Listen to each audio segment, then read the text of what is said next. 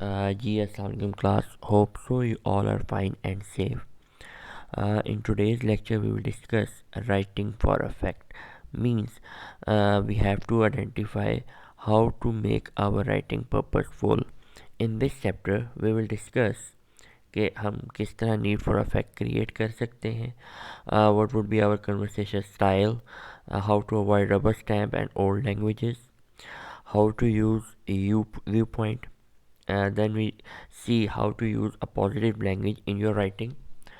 Then we see how to use a courteous behavior while writing a message. Then how to create the emphasis. And in the last, we will discuss the transitional devices and flow of your writing. सबसे पहले आ गया हमारे पास writing for affect.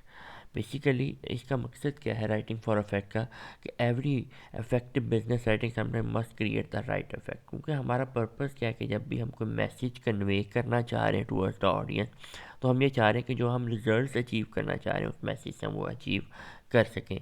अब हम आपकी writing कब effective होगी, हम देखेंगे जब राइट इफेक्ट क्रिएट करेगा एक गुडविल को, प्लस और हेल्प करेगा आपके मैसेज के गोल को अचीव करने में.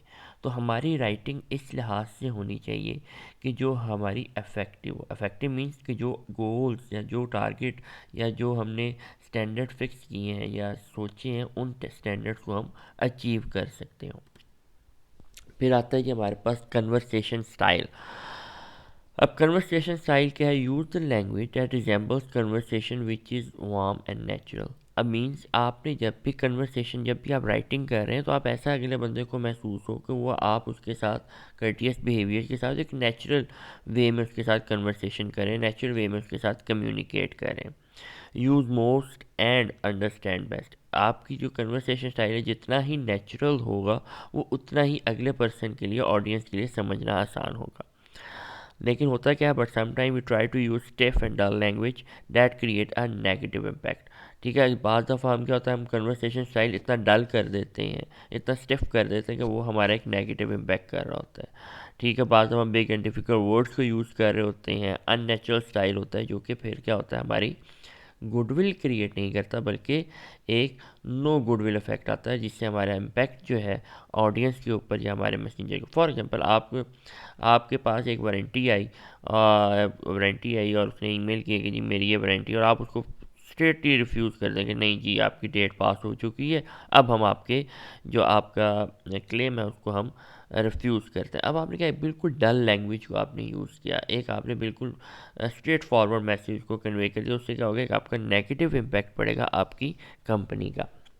फिर यार सम एग्जांपल कि जहाँ पे हम देखेंगे हम किस तरह राइट इफेक्ट क्रिएट कर सकते हैं by using the conversation style, जब हम अपने कन्वर्सेशन स्टाइल को नेचुरल रखेंगे. Like reference is made to your March 16 letter in which you describe the approval procedure for initiating a claim. अब आपने बड़ा स्टिफ एंड डल, आप बिल्कुल उसको यानी कि बॉदर नहीं कर रहे while you are writing, लेकिन please refer to your March 16 letter in which you tell how to file a claim. अब देखिए आपने उसको इस तरह से अपनी कन्वर्सेशन को लेके चलना है, अपनी राइटिंग को लेके चलना है कि जो कि एक राइट इम्पैक्ट क्रिएट कर रही हो, एक पॉजिटिव इम्पैक्ट क्रिएट कर रहा हो. फिर अदर एग्जाम्पल को जब हम देखते हैं, include here with is the brochure about which you make inquiry. अगर हम इसको कन्वर्सेशन स्टाइल में लेके आए, enclose is the brochure you ask about, अब हम उसके साथ कन्वर्सेशन कर रहे हैं. नेक्स्ट एग्जाम्पल देखते हैं, I shall be most please to avail my self of your kind suggestion when and if price decline, लेकिन I will gladly follow your suggestion if the price falls. अब देखिए दोनों में डिफरेंस, आप खुद भी जब इसको पढ़ रहे होगे तो आपको नज़र आ रहा होगा कि यहाँ पे बड़ा एक स्टिफ सा और एक डल वे ऑफ स्टाइल है फॉर कम्युनिकेटिंग, वेयर जब हम एक नेचुरल वे को लेके चल रहे हो तो वो आपको एक कम्युनिकेटिंग आ रही है, आप इसको ईजिली कम्युनिकेट कर रहे हो तो वो आपका एक राइट इफेक्ट क्रिएट करता है. फिर आता है रबर स्टैम्प. अब रबर स्टैम्प बेसिकली क्या है, rubber stamp are expression use by habit every time a certain type of situation occurs. Like अगर आजकल के हम रबर स्टैम्प की बात करें, आपको कोई मैसेज करता है व्हाट्सएप पे, कोई मैसेज करता है और आप उसको रिप्लाई में लिख देते हैं. अब क्या है, it's just a rubber stamp जिसमें आपको उसको रिप्लाई नहीं कर रहे. अब इसमें क्या, use without thought and do not fit the present situation exclusively. अब आपने लिख दिया, अब मे बी वो एक उस सिचुएशन पे वो वर्ड फिट नहीं हो रहे, लेकिन आप उसको रूटीन में यूज़ कर रहे हैं, तो वो एक नेगेटिव इम्पैक्ट डाल रहे होते हैं नेक्स्ट पर्सन के ऊपर। सो ये शो कर रहा था यू है showing the no special concern for the reader. आपको, जैसे मैंने वो बात की, आपको किसी ने मैसेज किया और आपने आगे से रिप्लाई में लिख दिया। अब का मतलब है कि आपको कोई कंसर्न ही नहीं है उसकी बात से, आप उसको कोई इम्पोर्टेंस नहीं दे रहे, ठीक है, और आपने करके उसको जवाब दे दिया। तो ये क्या रबर स्टैम्प जो आजकल मोस्टली हर जो राइटर है या रीडर, वो आप उसके अंदर एक रबर स्टैम्प मोस्टली वो यूज़ कर रहा होता है इन हिज और हर राइटिंग। अब कैसे हम क्रिएट कर सकते हैं right effect bye avoiding rubber stamp. Like ये हमारे डिफरेंट रबर स्टैम्प्स हो सकते हैं। Due to the fact, hit the road, as per, a good man is hard to find, rat race, let her hair down, thank you in advance, couldn't careless. अब ये क्या, these are some rubber stamp जो हम writing के अंदर use कर रहे होते हैं। तो we should avoid these type of words जो कि एक रबर स्टैम्प का या एक ऐसा इमेज क्रिएट करोगे जिसमें ये लगे कि रीडर को ये लगे कि इनका कोई इंटरेस्ट नहीं है, कोई ये इम्पोर्टेंस नहीं दे रहे मुझे। देन आता है you have to create the right effect bye avoiding the old language of business. अब हमने अपनी ओल्ड लैंग्वेज ऑफ बिजनेस को भी ख़त्म करना है। ये नहीं कि हम वही एक पैटर्न के साथ, जैसे आई बैक टू से दैट, अगर आप ये देखें वो हम ये ओल्ड पैटर्न हो गया। हम कभी एप्लीकेशन लिख रहे होते हैं तो क्या लिख रहे हैं, आई बैक टू से दैट। तो we have to minimize these type of languages to make your writing effective. Like in opening, we beg to advise your esteemed favor, this is informed to you. Then in closing, you can show you thanking you in advance, we beg to remain anticipating your favorable response. तो ये क्या है, आप इसको avoid कर रहे होते हैं इन सच काइंड ऑफ वर्ड्स जो कि एक राइट इफेक्ट क्रिएट ना कर रहे हो। For example letter filled with old style and rubber stamp wording, अगर हम यहाँ से देखते हैं, लाइक डियर मिस्टर कैनफील्ड को लेटर लिखा है, agreeable to your favour of September 16 we have consulted our actuarial department to ascertain the status of subject policy. In a such as said policy was due on September 1st, and this classification carries a 31-day grace clause. I am pleased to advise that your period of grace does not expire until October 1. Therefore, permission is hereby granted to delay remittance until said date, trusting to have your payment by the time I am your very truly. अब देखिए ये बिल्कुल ही एक इस तरह से style में language में लिखा हुआ है जो आपके लिए एक स्टिफ, यानी कि आप इसमें कोई इंपॉर्टेंट कन्वर्सेशन स्टाइल नहीं है। अगर इसी को हम इम्प्रूव्ड वर्डिंग में देखें और इसको रिवाइज करें तो you are still covered by your policy as it has 31 grace period. You have until October 1st to pay so that you may be assured of continued coverage. You should mail your payment a few days before this date. If I can help you further, please contact me again. अब देखिए एक आपका new way of style है। इस तरह से हमने अपनी conversation, like when you are doing writing your emails, तो अपने ईमेल्स को भी आपने देखना है कि वो किस तरह से एक कन्वर्सेशन स्टाइल जो है वो क्रिएट करता है विद द रीडर और एक राइट इम्पैक्ट क्रिएट करे रीडर के साथ। देन आता है कि हमारे पास व्यू पॉइंट। अब व्यू पॉइंट क्या कहता है, बेसिकली कहता है कि use the you attitude, focus on interest on reader for persuasion influence. अब यहाँ पे आप क्या करते हैं, आप एम्फोसिस करते हैं on you and your and D emphasize on we and are. अब बेसिकली व्यू पॉइंट क्या होता है, इसमें आप रीडर के ऊपर फोकस कर रहे होते हैं, उसको जहन में लेके चल रहे होते हैं, ताकि देखें जब आप रीडर को मुखातिब करके बात कर रहे होंगे तो उसको समझाना आसान होगा, उसको परसुएड करना आसान होगा और उसको कन्विंस करना आसान होगा। क्योंकि हम उसके जब हम ये बताएंगे ये जो हम लिख रहे हैं, जो हम राइटिंग कर रहे हैं, वो आपके इंटरेस्ट की बात हो रही है, तो वहाँ पे उसके लिए समझना आसान होगा। एटीट्यूड ऑफ माइंड अगर हम देखें, अगर अपने माइंड की बात करें तो you and your can appear prominently in a sentence that emphasise the view point. If ये एक अपने माइंड की हम बात कर रहे हैं, नॉट अ रीडर्स माइंड, ठीक है। सो likewise we and our can appear prominently in a sentence that emphasize the you viewpoint, ठीक है। we will do whatever we can to protect your investment। अब ये आपका क्या, बेसिकली हम अपने माइंड से जब हम बात करें, लेकिन जब हमने रीडर को देखना है तो हमने क्या यूज़ करना है, व्यू पॉइंट यूज़ करना। तो इसलिए राइट इफेक्ट हम कैसे क्रिएट कर सकते हैं उसके हम डिफरेंट एग्जांपल्स को देखते हैं। अब वी क्या है, our policy requires that you pay by the 10th of the month in order to earn the discount. अब यहाँ पे हम क्या कहेंगे, you can earn discount by paying by the 10th of the month. अब यहाँ यू कैन अर्न, अभी हमने क्या उसका इंटरेस्ट क्रिएट करने के लिए हमने ये वर्ड यूज़ किया कि यू कैन अर्न। अब यहाँ पे हम उसको परसुएड भी कर रहे हैं, उसको कन्विंस भी कर रहे हैं, उसको बेटर वे में कम्युनिकेट भी कर रहे हैं। फिर नेक्स्ट देखते हैं, we are offering a special discount to our loyal customers. लेकिन यू व्यू पॉइंट में जब हम लिखेंगे एज ए लॉयल कस्टमर, अब आपने उसको फोकस किया, इंटरेस्ट दिया, आपने उसको एक importance the, as a loyal customer you will receive a special discount. अब वहाँ पे क्या आ गया, यू व्यू पॉइंट आ गया। फिर send us your check for $741 today so that our books will show you as current.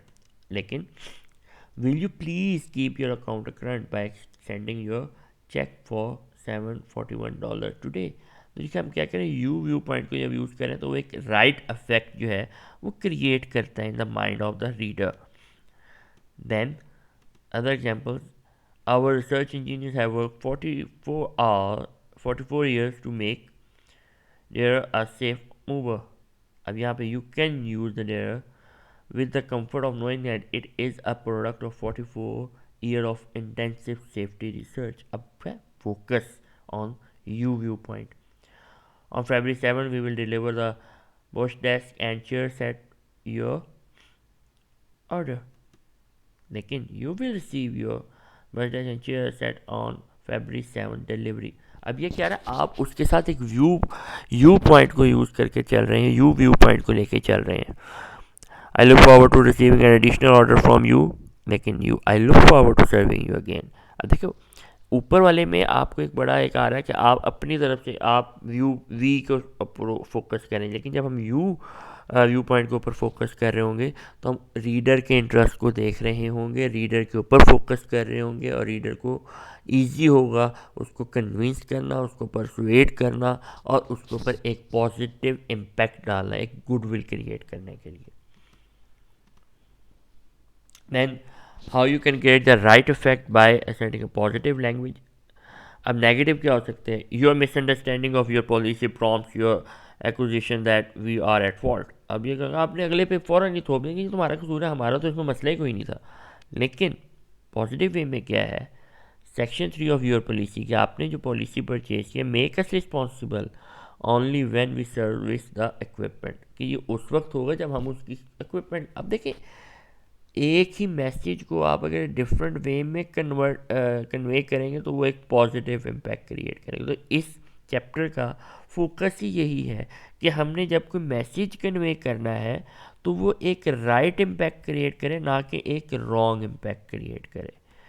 Similarly negative language, I regret the inconvenience cause you by the break down of the equipment. अब positive क्या हो सकता है, the repaired equipment should give you years of good service. अब आपको उसने एक mail की, जी आपका जो हमने आपसे मटीरियल, फॉर एग्जांपल आपने एक लैपटॉप परचेज किया from a shop and you send it back and said that कि जी the software is not working properly. अब उसमें उसने क्या कह दिया, उसको हम एक तो हो सकता है हम रिग्रेट करते हैं जी इनकन्वीनियंस के लिए, लेकिन अगर हम उसको एक पॉजिटिव वे में जब मैसेज कन्वे करेंगे तो हम क्या कहेंगे, the repaired equipment should give you years of good service. हमारी जो सर्विसेज हैं जब हम उसको रिपेयर कर देंगे वो आपको सेटिस्फाई करेगा। Then negative message, we must refuse your request to use our equipment. अब आपने डायरेक्टली उसको रिफ्यूज़ कर दिया कि जी हम आपको रिफ्यूज़ करते हैं, नहीं, लेकिन as we are a state office our equipment can be used for government purpose only। अब वो क्या है, अब देखिए मैसेज को ही कन्वे करना है ना। अब आप डायरेक्टली उसको एक मैसेज इस तरह से कन्वे कर दें कि जी आप ये जो यूज़ करेंगे नहीं कर सकते, नहीं, आप उसको रीजंस के साथ जिसमें उसको वो जस्टिफाई भी करेंगे और आप उसको सेटिस्फाई भी कर रहे होंगे।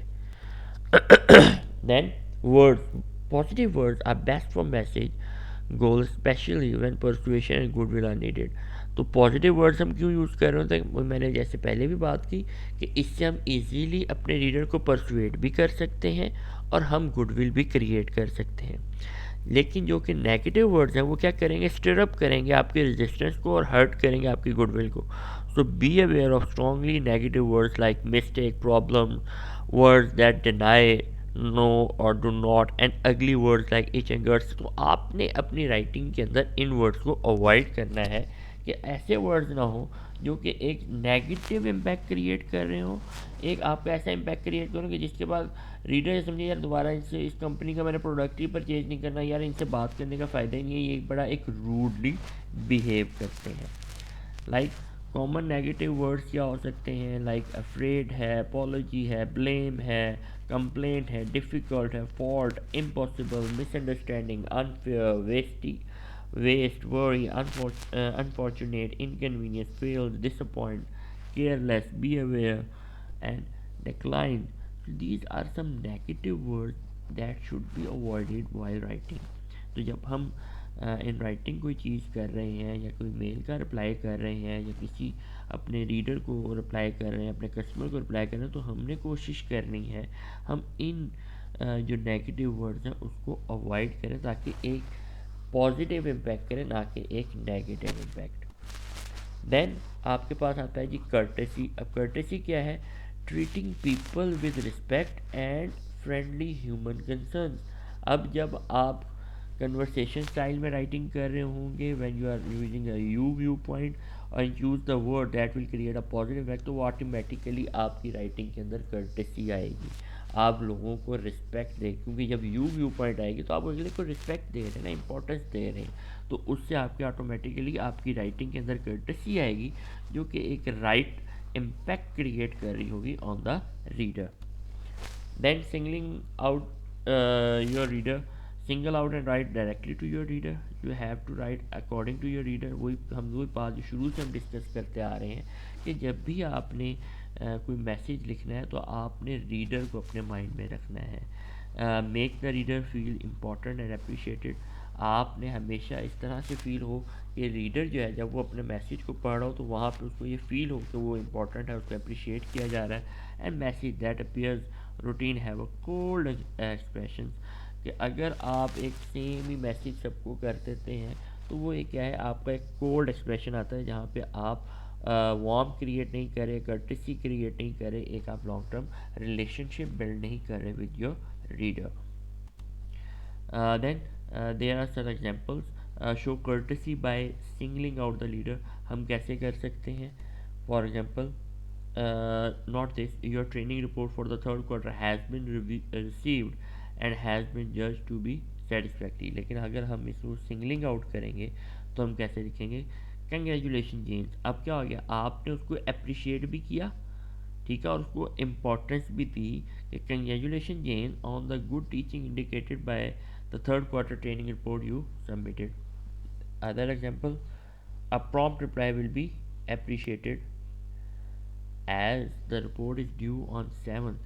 Mr. Adam, will you please reply by that date. अब हम डायरेक्टली उसको जी हम आपके रिप्लाई का वेट करें, लेकिन हम क्या कह सकते हैं कि जी 7 तारीख जो है वो ड्यू थी, तो काइंडली मिस्टर एडम. अब आप क्या करें, सिंगल आउट कर रहे हैं उसको और उसको इम्पोर्टेंस दे रहे हैं.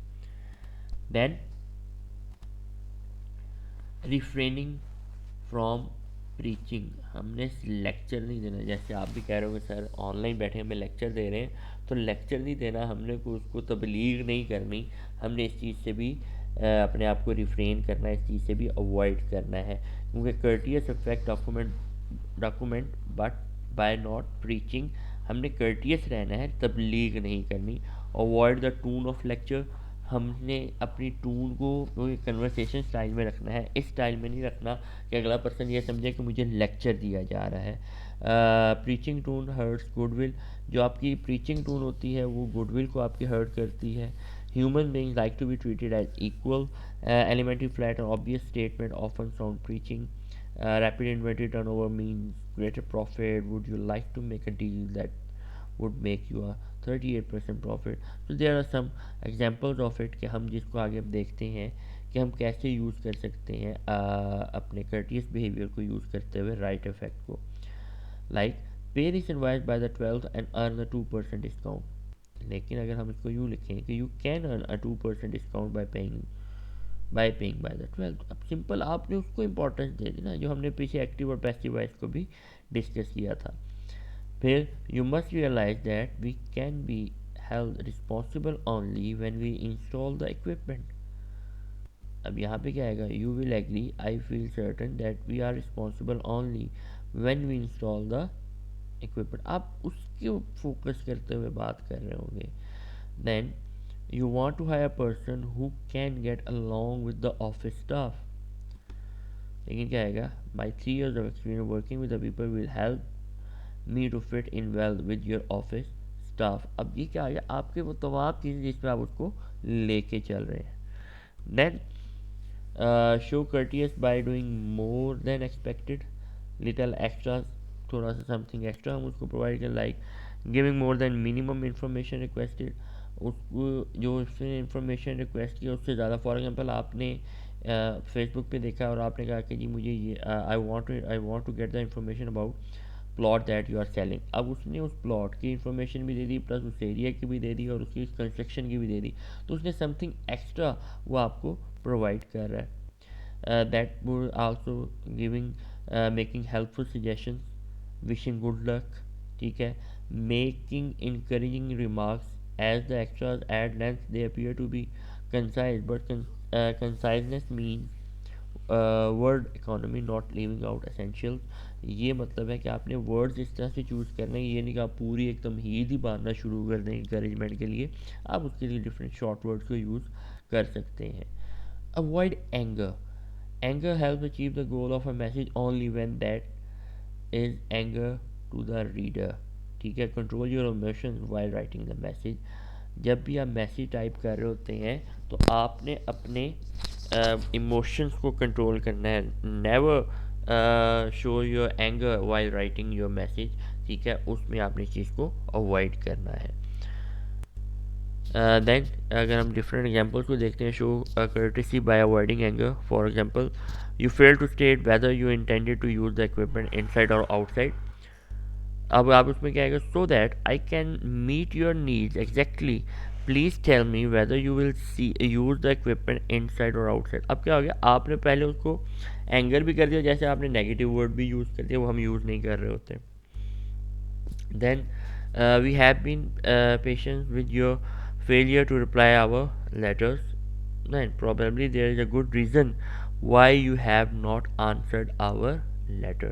अब सिंपल उसने आपने पहले कह दिया कि लगता है कि आप हमें जवाब नहीं दे रहे, लेकिन on the other hand may be there is a good reason that's why you have not answered our letter. Your negligence in this matter has caused us a loss in sale because corrective action was not taken, our sale decline. तो आपने इस तरह से, आपने कभी भी customer या अपने रीडर के ऊपर गुस्सा नहीं होना, अपने इमोशंस को कंट्रोल करना है। Then show courtesy by being sincere, honestly want to be courteous and friendly, you must conceive the reader that you mean what you say, ठीक है। तो आपने अपनी कर्टिसी उसको शो करनी है कि द मीन जो आप मैसेज कन्वे करना चाह रहे हैं वही मैसेज उस तक कन्वे हो।